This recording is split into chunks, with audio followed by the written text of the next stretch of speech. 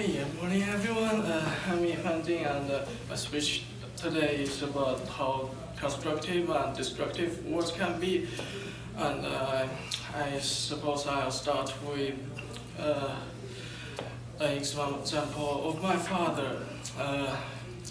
It's kind of different uh, here. It's kind of different here. That here you won't be discriminated against just because you're left-handed. However, back in China, I was kind of prejudiced by my own father. As a father, he is totally deeply concerned of my health and all, and he was kind of a little bit nervous because I've been born left-handed. I mean, it's like being gay a few decades ago. So, anyway, and he just told me that I should use my right hand to draw to write and to do pretty much everything and be like others. However, that just didn't work out for me, and he kind of pushed a little bit harder, and that kind of broke me. I mean, what could be wrong if a father just wants his son to be, like everyone else? It just didn't work out, and I broke my confidence, and I broke my ability to trust a lot of people, and I kind of broke my ability to speak outward and be, outgoing. I mean, just be ideal in my father's heart.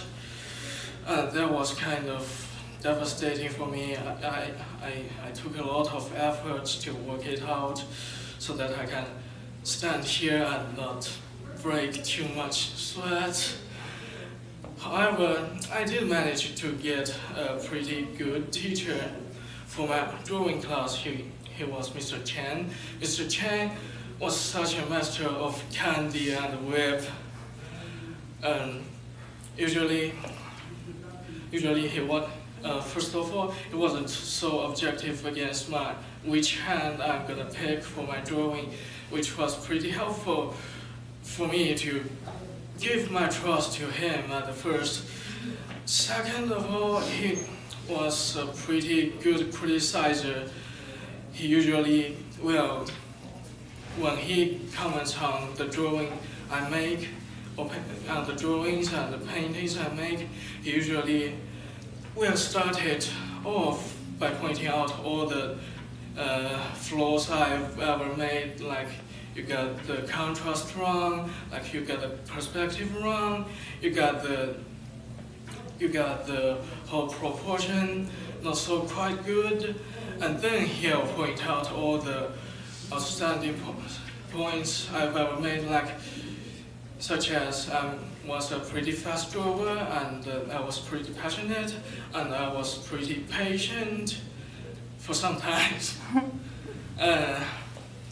That was pretty helpful because it's like first he gave me the whip, and then he gave me the candy, and that's a way better situation than first he gave me the candy and then whipped me for a few times.